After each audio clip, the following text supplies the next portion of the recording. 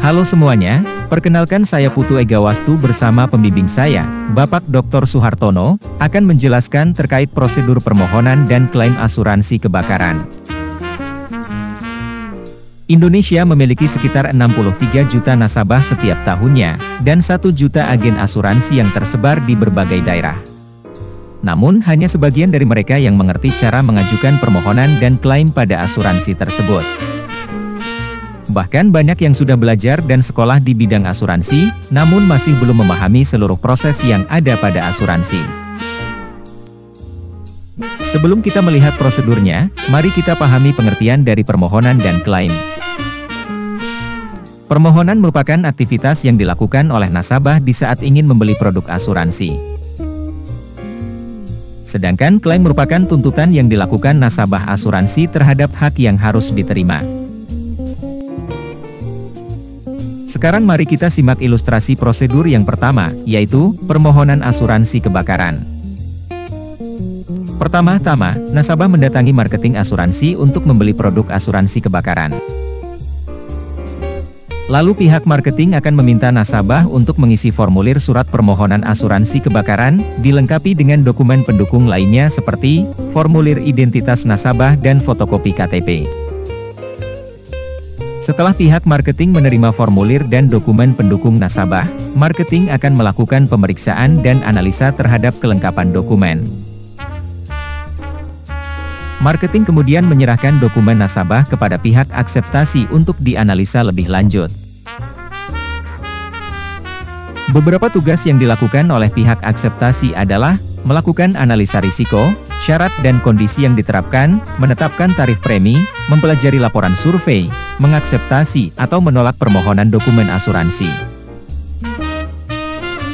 Jika pihak akseptasi membutuhkan laporan survei, maka pihak akseptasi akan memanggil surveyor untuk memeriksa dan membuat laporan survei.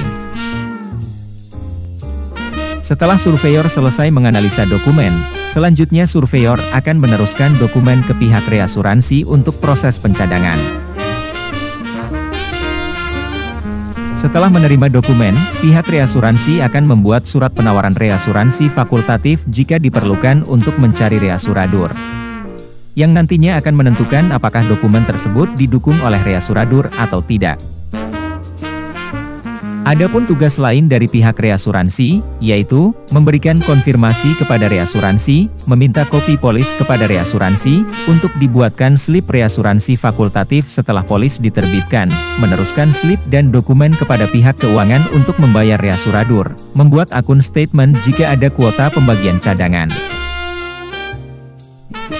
Setelah dokumen selesai diperiksa, maka pihak akseptasi akan memanggil kembali marketing untuk menginformasikan apakah dokumen tersebut diterima atau ditolak.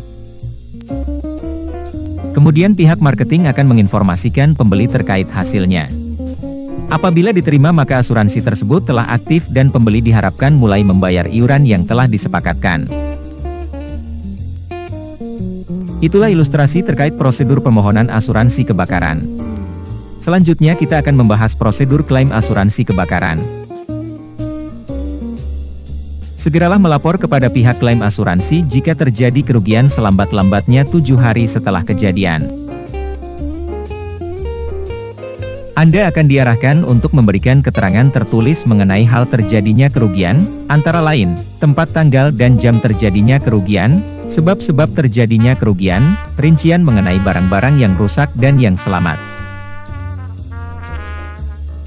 Anda juga harus mengisi formulir klaim kebakaran, dilengkapi dengan dokumen penunjang lainnya seperti fotokopi polis dan kronologi terjadinya kebakaran, lalu disampaikan kepada pihak klaim asuransi. Pihak klaim akan mencatat laporan klaim masuk dalam formulir laporan pertama, lalu melakukan verifikasi kondisi polis untuk menentukan apakah klaim dijamin atau tidak. Setelah semuanya memenuhi syarat, maka petugas survei akan menentukan waktu untuk melakukan survei atas objek yang mengalami kebakaran. Selanjutnya surveyor mendatangi lokasi terjadinya kebakaran dan mencatat segala kerusakan yang ada. Setelah selesai melakukan survei, petugas survei akan membuat laporan hasil survei dan laporan kerugian sementara, sambil menunggu perkiraan jumlah kerugian yang diajukan oleh tertanggung. Jika sifat klaim bersifat kompleks atau melibatkan penempatan reasuransi secara fakultatif, maka perlu ditunjuk penilai kerugian untuk menginvestigasi sebab-sebab terjadinya kebakaran, sekaligus menghitung besarnya nilai kerugian. Setelah semua telah selesai, maka klaim sudah dapat dicairkan dan diberikan kepada nasabah. Sekian video mengenai prosedur permohonan dan klaim asuransi kebakaran, sampai jumpa di video berikutnya.